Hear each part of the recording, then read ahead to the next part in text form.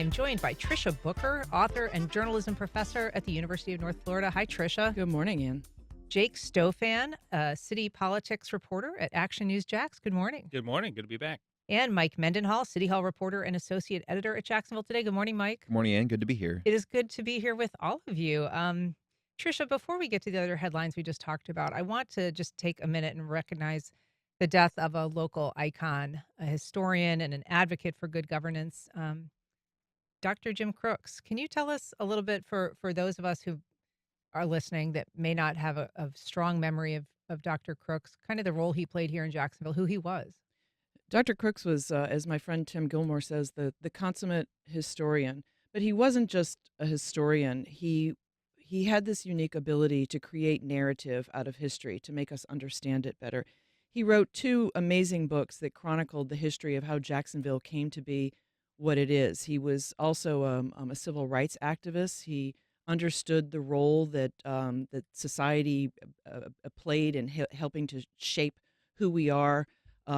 He was a much beloved professor as well, and the father of Sarah Crooks, who is a much beloved artist in Jacksonville, very ecologically minded. He was just a really important chronicler of Jacksonville history. I feel like, too, in his book on consolidation, he really did try to, advance the conversation about where we got with that and the failings, that he was, at the forefront of the conversation, trying to reckon with some of the unfulfilled promises of consolidation. Yeah, he was also one of the first people to chronicle the effect that South Georgia had on North Florida, and North Florida becoming known as the southernmost city in Georgia. The effect that people coming down from Georgia had on the changing shape of Jacksonville. Yeah, well, Dr. Jim Crooks is, a recognized legend from the area, and obviously our condolences to his family. Just kind of wanted to talk about that for a minute. Absolutely.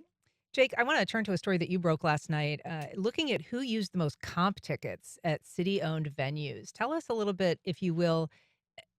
You found out who the biggest ticket takers are, but I want to dial back and just remind us how we got to this point.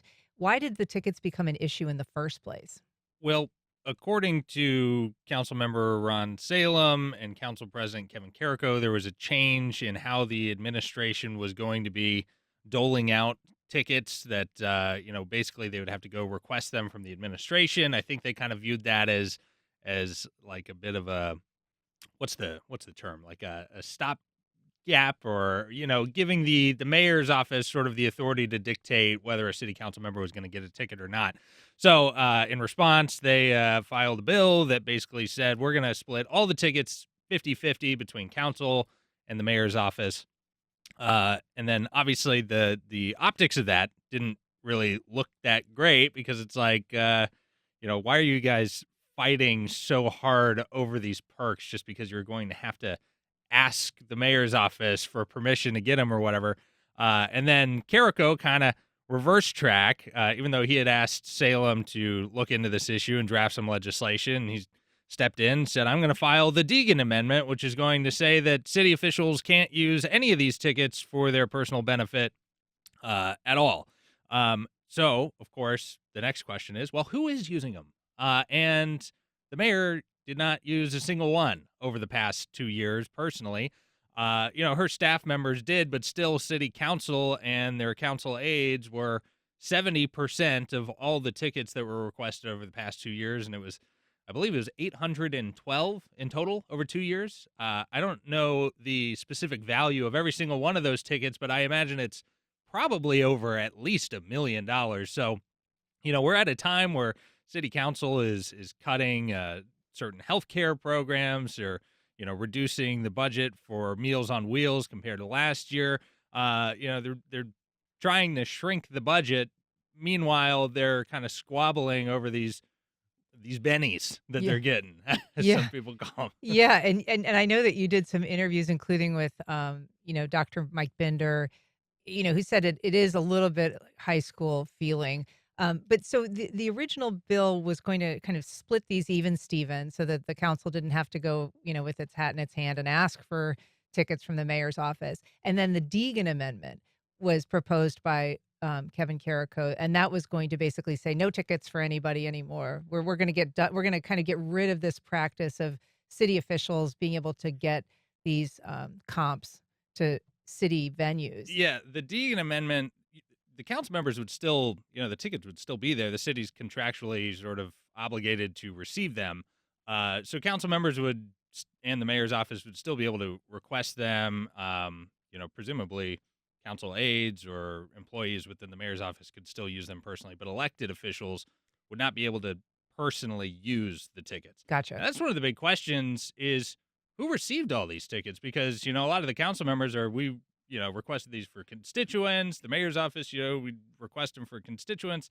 But we have no way of seeing who actually got them. Was it donors? Was it lobbyists? Was it, politically connected friends?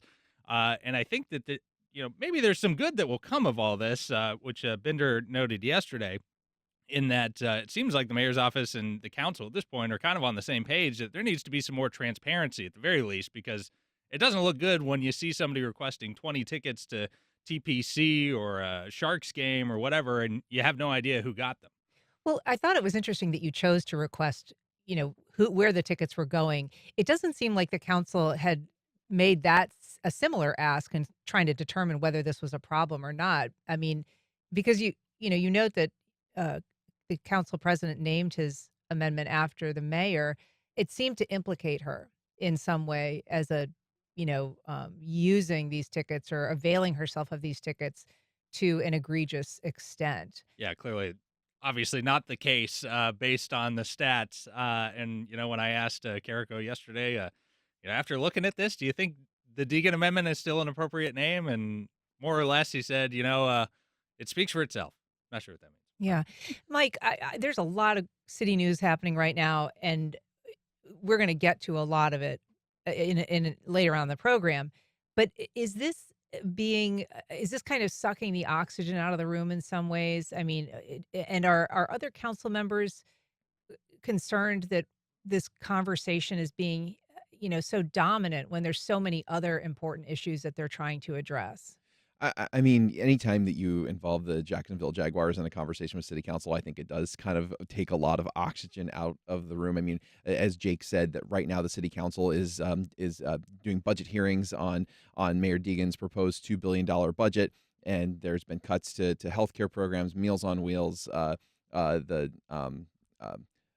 the regional council, Northeast Florida Regional Council lost their budget. So there's a lot of other things that they are considering that could really impact the future of both their constituents, but then also too just the region as a whole.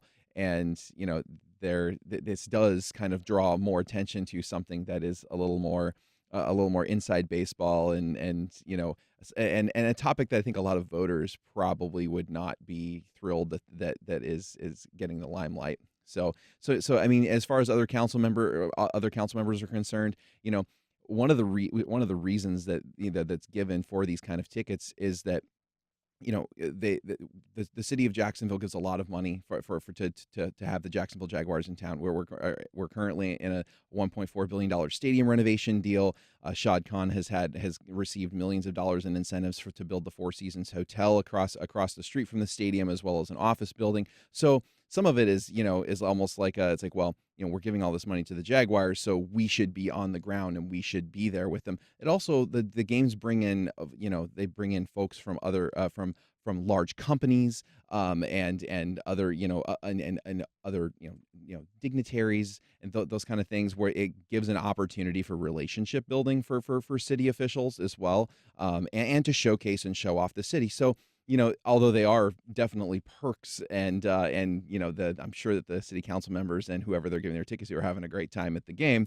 There is another reason for it, which, if they lose that, could make it more difficult, especially for individual city council members who don't have like the clout or the platform of the mayor's office to be involved in those kind of conversations when they revolve around the Jaguars game. Tricia, I want to ask you your thoughts about this. I mean, on some level, it's tickets, it's events. It maybe isn't the biggest city obligation, but city officials, whether they're giving these tickets away to constituents to reward them for something that they've done in the community, to thank them for something they've done, or whether they're giving them to lobbyists, I mean, we don't know. But they also, I think, have a presence sometimes that is important, just being part of the community. What do you think about just their use of him personally? Well, I think, first of all, I think it's worth noting that Donna Deegan said that she has her own set of tickets that she has season tickets to the Jaguars that she personally pays for. So the idea that she is benefiting from this personally is just dumb. As a non-sports fan, it seems to me ridiculous the idea that that the mayor of Jacksonville can't go to a Jaguars game on the city's dime to see what's happening. As Mike said, it's silly. We're giving $500 million to the Jaguars, and we're going to play head games about a city official who goes to a Jaguars game. It's my understanding that the city had that the Jaguars have a contractual obligation to give some tickets to the city. Now, certainly, there should be more transparency, and there should be more of a record being kept of who gets those tickets. That seems kind of like a no-brainer. Who gets the tickets? That seems like somebody should be keeping that record. But the whole idea that this is becoming an issue, that an amendment is being named after a mayor who nobody can find has done anything wrong in this regard, it just seems very middle school. I mean, it's not just Jaguars tickets, Jake. You found people were going to all kinds of events, Justin Timberlake concerts, a Shrek Shrek the perform. musical, that's my favorite. Yeah, I had to put that one in there. yeah, and there was a variety of events. So some of them you could see. Yes, city officials probably certainly have to make FaceTime at some events. Others, perhaps they're just using for their own entertainment. Do you anticipate that there's going to be changes made to this now that all of this reporting has brought this information to light? I mean, at this point, you would think there has to be because they've made such an issue of it, and now it's all kind of in the light. And I've gotten a sense that there are certain council members who are not very happy about this conversation having been brought up in the first place. Well, let me Um, ask you about one in particular because I mean you're taking a head count and you're naming names about who actually is taking the most tickets. The number one ticket requester was Terrence Freeman, former city council president. The second, Reggie Gaffney Jr., who has been on the council less time than Terrence Freeman, and then Jacoby Pittman was the third, depending on how you crunch the numbers. But that was for the last 2 years. yeah, and Pittman and Gaffney both sent statements more or less saying, "Hey, the vast majority of our tickets were requested for constituents. We represent underserved areas, and we want to make sure that we're able to sort of spread the wealth, help people, attend things that maybe they otherwise wouldn't be able to." Freeman didn't give that kind of response. He more or less said, blessed to have a large family and have attended events over the past few years. Yeah. So, I don't want to put words in his mouth, but it didn't sound like he was saying that these are going to constituents. But Mm-hmm.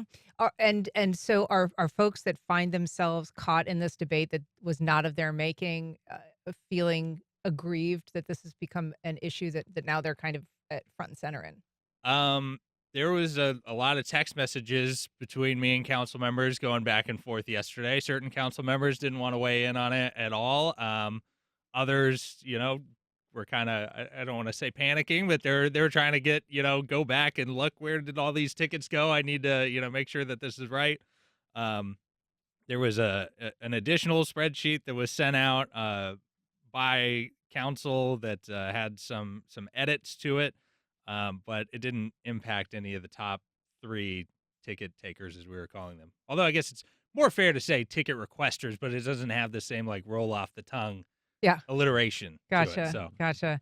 Well, we're going to obviously keep an eye on the progress on that. Good reporting. If you're just joining us, I am talking to Tricia Booker, Jake Stofan, and Mike Mendenhall about the week's headlines. You can join our conversation at 904-549-2937. You can email firstcoastconnect@wjct.org. You can also watch our live stream right now on Facebook or the WJCT YouTube channel. We've got a call from Alan on the South Side. Good morning, Alan. Go ahead. Hey, good morning. Thanks for taking my call, Ann. Hey, I've got a question. This partly pertains to knowing who gets these tickets, but also there should. I'm thinking, at least back in my day, there would have been income tax implications. They would have had to pay income tax on the gift if it's over a certain amount. And this kind of ties back in even with like the Clarence Thomas. You remember the Blue Ha Ha, where him getting 100,000 or 200,000 from a billionaire, and they never said anything about the income tax implications. So I was hoping maybe somebody could comment on that or throw that into the fray. Yeah, I mean, Florida doesn't have an income tax. I don't know quite how that would impact their assets. They're not super valuable tickets, I think. But Mike, correct me if I'm wrong. No, I mean, I again, like Jake, I'm not really sure what the exact value of the tickets are and what the tax implications would be, but I'm,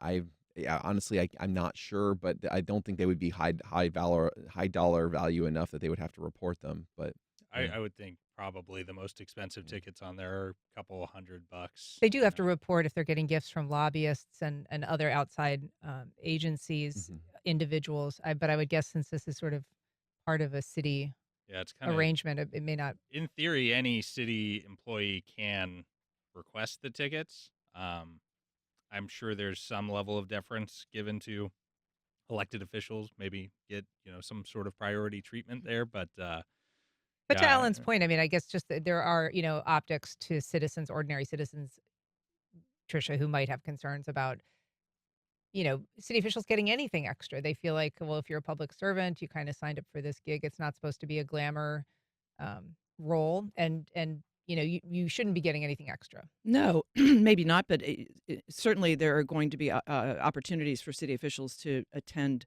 events, and maybe they need to do so free of charge just for optics. But certainly there should be a record of that. Certainly they need to be reporting on whether it's in an annual report or they're reporting to the city attorney. These bennies, as you called them, there should be a record of who is getting what and when. Yeah. All right. Well, I want to shift gears and talk about another issue that is before city council, probably a lot graver matter, has to do with cutting some of the mayor's healthcare proposals.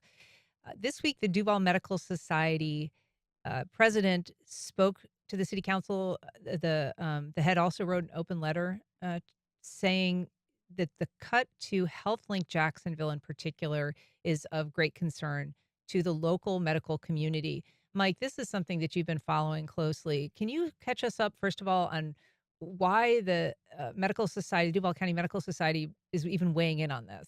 Yeah, so the HealthLink Jax program is a telehealth program it's run by the city, but it's also in a public-private partnership with Telescope Health. So essentially, it's a 24/7 telemedicine line for folks that are uninsured, so they can have access to a primary care doctor for non-emergency purposes. And the whole idea is that this takes folks out of the emergency room that don't necessarily need to go there. So when a lot of times if somebody's uninsured, they go into the emergency room because that's their only resort.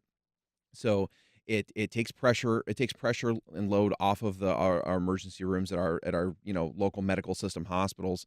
And the medical community has been in full support of it, and they say it's working. They say that it's diverted over 1,300 people from the ERs in the Jacksonville area. And the cost of the program in Mayor Deegan's proposed budget is $2.18 million. So it's a high sounding number, but in a budget of $2 billion, most people are arguing that it's just kind of a drop in the bucket to help that many people. And so the medical community is arguing too that that cutting these programs are going to actually end up costing the taxpayers money. Not only because of the emergency room in the ER, but then a lot of times these visits will require ambulance service. So that also puts pressure on the Jacksonville Fire and Rescue Department. So that's why the Medical Society weighed in. The meeting you were talking about, Ann, was actually was hosted by City Council member Michael Boylan. He ran a committee a few years ago on critical care and quality of life in Jacksonville, and this telehealth program was actually one of the proposals that came out of that final study that they did. And so it's something that he's pretty passionate about, and he is a Republican, which makes it interesting because it kind of puts him at odds with some of the folks on his own party who sit on the City Council Finance Committee who want to cut this program. And essentially, the cut is it's one of a myriad of cuts that they're working on to try to be able to lower the property tax millage rate. So which is going to cost the city about $13 million in the current proposal. And so they are going to be looking for these cuts. I mean, Tricia, one of the arguments that was made is to Mike's point, r- they say it reduced ER visits by 1,300 individuals, or perhaps multiple visits for one individual, but that the goal of this program is to kind of intervene, prevent that from happening, and presumably lower costs. But the council is saying that this is unnecessary, or in some cases duplicative. I have deja vu all over again. I did a story for Folio Weekly about this 30 years ago about how um, emergency rooms and fire rescue is becoming the new primary care. Study after study after study has shown that when people don't have access to medical care, they use the ER. They call fire rescue. I have a friend who works in the ER, and she said most of her patients are uninsured as it is.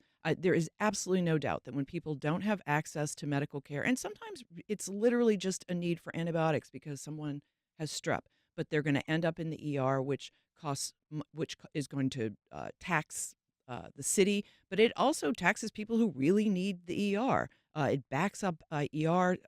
It backs up doctor and patient care. It just, to me, is a no-brainer. And like Mike said, it's $2 million. It sounds like a lot, but it is just such a small part of the budget to provide people with humane treatment when they're not well. It just really seems to me to be a no-brainer. The council hasn't been presented, Jake, though, with any numbers from the mayor's office, for instance, saying that this would be the cost if we don't fund this necessarily, as far as I know. I mean, in terms of trying to put a dollar figure on the flip side of that expense if it were to be cut. I can't think of an actual dollar figure that's been placed on the value of losing this. But I will say, I was in the council chamber when they were debating this like 2 weeks ago, I think it was. And the argument that I was hearing for cutting this was essentially, these hospitals are getting hundreds of millions of dollars in state and federal, support. Obviously, the hospitals get money from the local government as well. If this truly is such a big cost savings, why can't the hospitals find the $2 million to save the money? Essentially, that's kind of the rationale behind why they're targeting this. From what I understood, based on that whole debate, is essentially it is a fairly small amount. We need to cut some money. It's shown that it's effective. So if the hospitals value it, then maybe the hospitals need to pick up the tab, essentially. Well, maybe they need to ask the hospitals. I mean, it just seems like it just seems like short-sighted thinking to go ahead. I think that's a great point. If that's what they want to do, well, let's make that proposal rather than just eliminating a program that has been, by most accounts, really successful.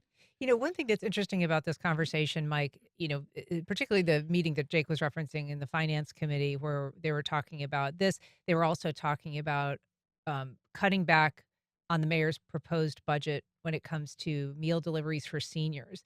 And, that's it's almost like a third rail. I know that some people have found it surprising that that's even being discussed as a possible cut, Meals on Wheels. But this is something that the council has been very strenuous on defending. And I want to just take a listen if we can. Raul Arias, who's the chair of the finance committee, was saying, basically the reason this looks like a cut is because the mayor proposed a pilot program last year and wanted this additional funding. And now if we don't continue to fund it, we sort of have a gun to our head. Let's take a listen to what he had to say. Now, the mayor, because she wanted to create a pilot program, she's essentially shoving this down our throats to tell us we have to refund it again. That, to me, I feel like we're boxed in now because the narrative will be that we don't take care of the seniors. Just like Mr. Josh Hicks the other day said that we don't take care of the affordable housing issues because he went on Facebook to post about it, and now the media's all over it. That's the narrative that the administration is pushing when we start pushing back on things. But the fact of the matter is, we do take care of our seniors. We take care of our children. We take care of our animals at the shelter. We take care of everybody. So again, that's Raul Arias. He said that he doesn't want to be saddled with this negative narrative. He really does believe that they're taking care of their constituents and the people in the city, Mike. Yeah, whenever you launch a pilot program to expand existing services, if that expansion pardon me, if that expansion works or it covers more people, it does become very difficult to end up to scale back. If you don't, even if you don't want to continue the pilot, and you might still be, supporting, the same level of people you were on a prior budget, but there's also a possibly an increased need. It's interesting. It kind of goes back to an argument that was presented at that meeting with Councilmember Boylan the other day. So one of the additional cuts to the proposed Deegan budget is to Jax Care Connect. Jax Care Connect is a service that will helps people link up with the Duval County Safety Net clinics to help them get free service. And the Deegan administration wanted to increase the city's contribution to that program, which has been widely popular, by $250,000. And the city council finance committee decided to reduce that to 500,000, keeping it equal with the year before.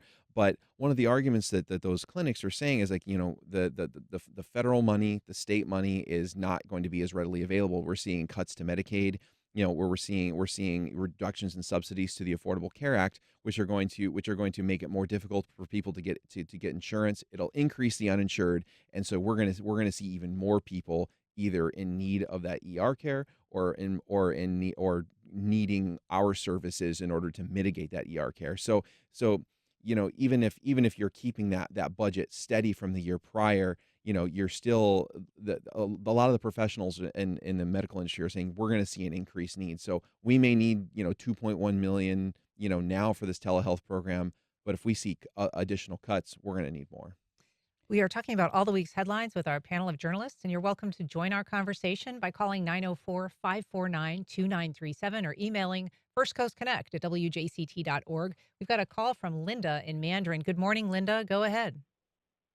Good morning. I think the through line, and I would like to share that we need to, at every point that City Council makes a concession, so the optics of what it looks like, somebody said yesterday, frat boys fighting over free tickets, are the same people that are asking for, people to go back on the wait list for Meals on Wheels, and people who are uninsured. Is it because it isn't their constituents that are lacking health care?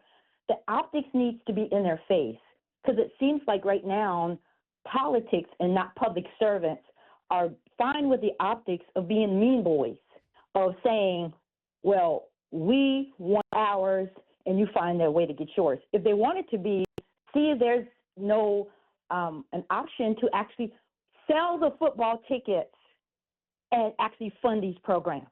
Would they do that?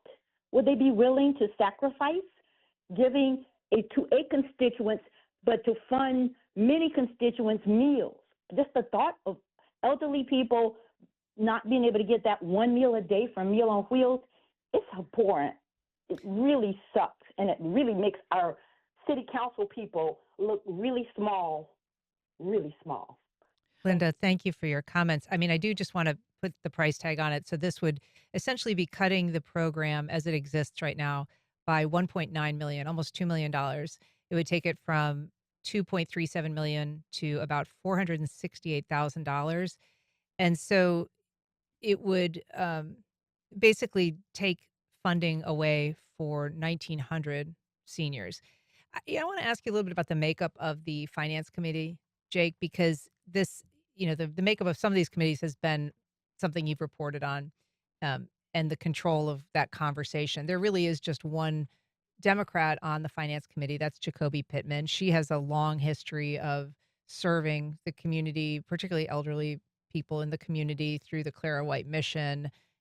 It's, something that is part of her DNA very much. And she spoke about cutting Meals on Wheels. She urged people not to do it.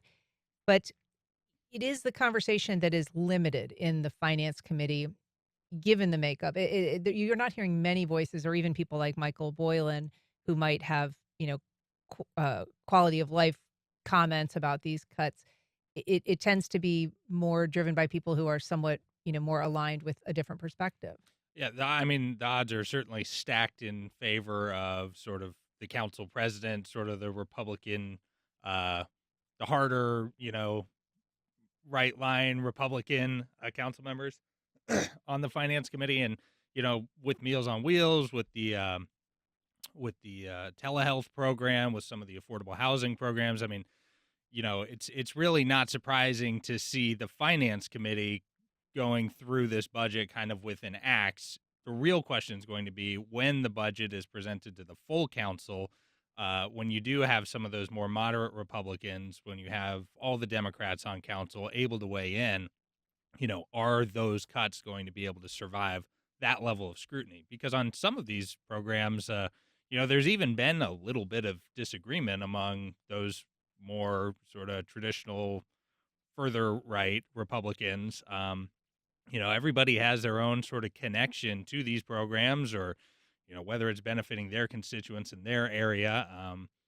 Obviously, things are going in one direction right now, but I would not be shocked if we see some of this stuff end up in the final budget. Mike, we talked about the Meals on Wheels a little bit earlier this week and got some emails from people who want to weigh in. What is their ability to participate at this point in these conversations as a member of the public? Well, you can always email any city council member, to make sure you weigh in. But they're also the budget will go before in a public hearing before it's voted on by the final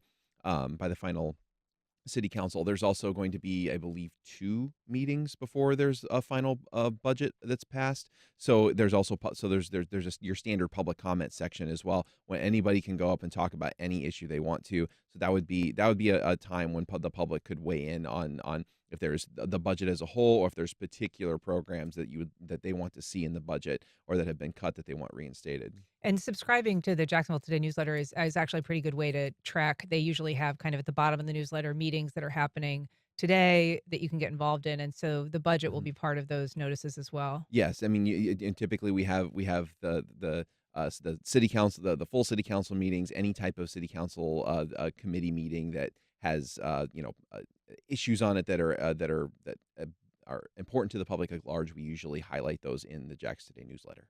Tricia. I just want to push back on the idea that the media is taking the mayor's slanted narrative and running with it. I think that the media is looking at the possible effects of these cuts, and then speaking to the people who would be affected from it, and telling their stories. I mean, that's not creating a narrative. That's just telling the narrative that's there. And I think it's really important that's literally their job, to explain in real people terms how these cuts could have an effect. We've got a call from Charles on the west side. Good morning, Charles. Go ahead. Good morning, everybody. Happy Friday. I'm 68, and I'm a caregiver for an 89-year-old mom, and I do all the cooking, but should I not be around and she's all by herself, this would be a critical program for her. So if I wanted to comment at one of said meetings, would they automatically dismiss me out of hand because I'm voicing a pro opinion for continuing the program, And, our council members' propensity for cruelty just astounds me, but that was my question. Thanks, you. Charles. I mean, I think like any member of the public, you would be given your 3 minutes to talk at a public comment section. And, that is a situation, Mike, that did come up in terms of that visit. Some people were speaking and saying, this is a hot meal that's 5 days a week, and that's very important for people who may not have proper nutrition or be able to prepare meals or go anywhere to receive a meal. But that FaceTime visit is almost as important as the meal, because it is often, people's one interaction with the outside world or with someone that is there to care for them. Yeah, I mean, it's a social boost for that individual who's getting that meal. It gives them, like you said, it gives them interaction with one of their, their neighbors, or their neighbor, whoever is, the volunteer or the staffer that's providing that meal. It's also a wellness check too, because a lot of the folks that receive Meals on Wheels, they will have either a chronic illness or they're elderly, so it's just a general wellness check as well. It's a similar argument actually that you hear about cutting rural post offices, like that sometimes that's the only interaction that those folks have with the outside world, is when the post officer comes to deliver the mail. So Oh, it's similar. interesting. I do want to move on to a different topic. Jake, this is something also that you reported on earlier this week, and that has to do with the council chair's own business finances. It was surprising to me, and I guess it was also a surprise to the finance chair himself, Raul Arias. Explain to us what it was that you reported on and Well, what happened. I'll give credit where credit's due. This was a Ben Becker find. I was Okay. assigned to cover it, so I just want to make sure he gets credit for that. Yeah, basically, somehow Ben came across two properties that were previously owned by Arias, who used to own Mambo's. That company's been handed over to a family member at this point, A but great restaurant when it was yeah, I have not eaten there. it's really good. Maybe I Great shouldn't black admit beans and that. rice is my Uh, memory says. so in 2023 and 2024 on these properties, the property tax had not been paid. It was just sitting there. So Becker reached out to Arias, and Arias was also, as you mentioned, he was quite shocked to find that he had not paid his property taxes.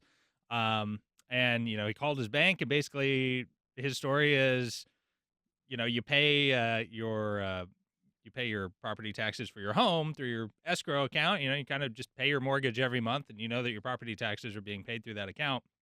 He had never owned commercial property prior to this, sort of his first experience with it, and didn't realize that he had to manually authorize the withdrawal or the expenditure of those property taxes to the county. So he realized all the money was just sitting in an account, and then released the funds and got it dealt with. Obviously, the optics on this one are pretty apparent. He's the finance chair. He's getting the city's budget in order, and I guess we all have things to learn. Yeah, yeah, and I mean, it was not a small amount. It was $70,000 in back taxes for these two properties for a 2-year period, and as you say, he paid them promptly. I think he kind of told you, "Look, I'm human. I learned a lesson the hard way." Hey, I've learned that if you get an extension on your taxes, that costs you money, and you'll get a letter from the IRS if you don't remember to pay it. So, tax system's confusing, but generally we do have faith that our elected leaders maybe know a little bit more about it than we do. So, yeah, that one kind of speaks for itself. Yeah. Mike, I wanted to ask you because, Jake did reach out to the mayor on this, and I don't know if she was, I mean, at a time when things are pretty tense, I thought maybe showed a little restraint because she just sort of refrained from commenting on, what might have been kind of a opportunity to take a dig at the finance chair.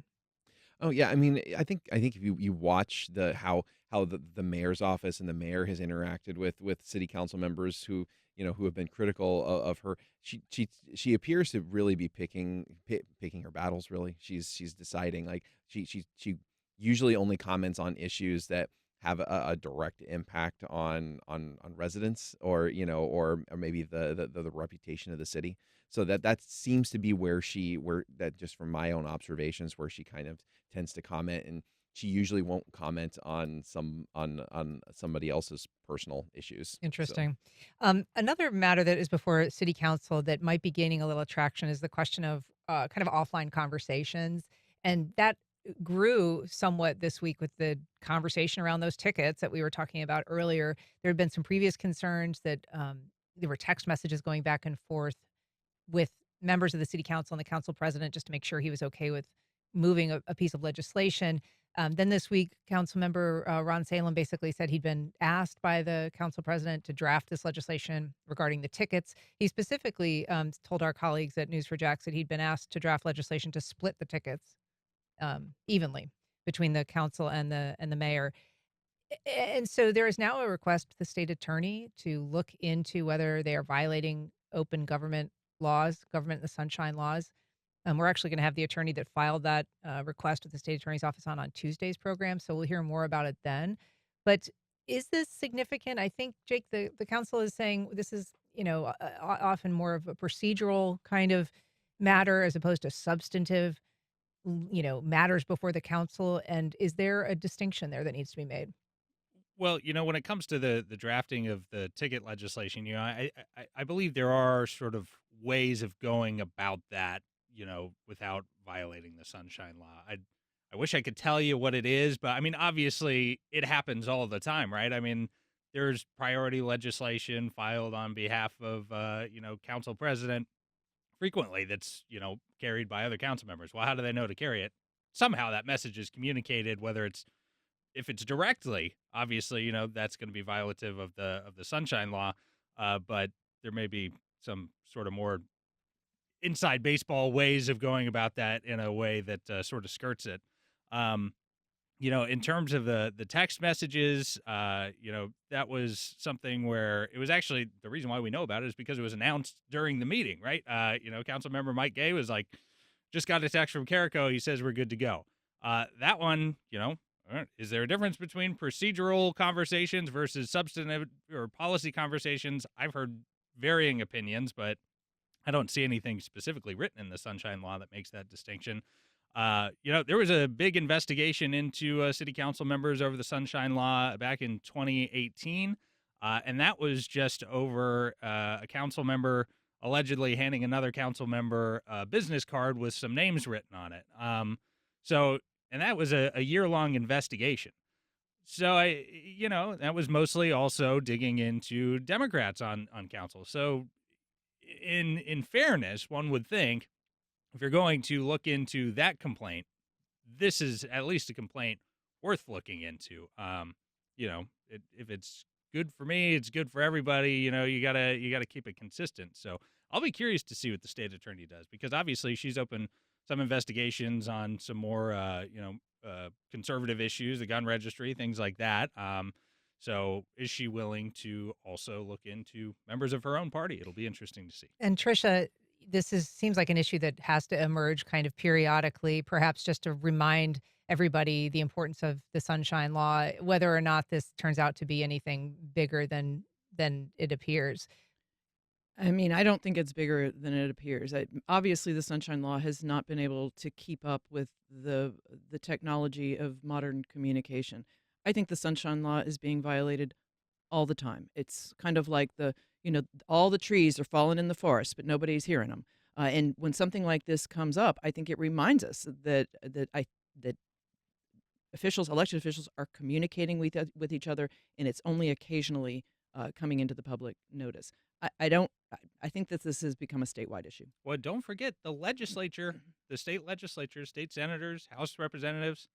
The Sunshine Law doesn't apply to them. Right? They text each other. They get the votes, where they need to be. There's never a surprise on a legislative committee in Tallahassee. That's right. All right. Well, we're going to have to leave it there. Tricia Booker, Mike Mendenhall, Jake Stofan, thank you so much for being here. Really appreciate it. Thanks, Ann. Thanks, Ann. Thank you.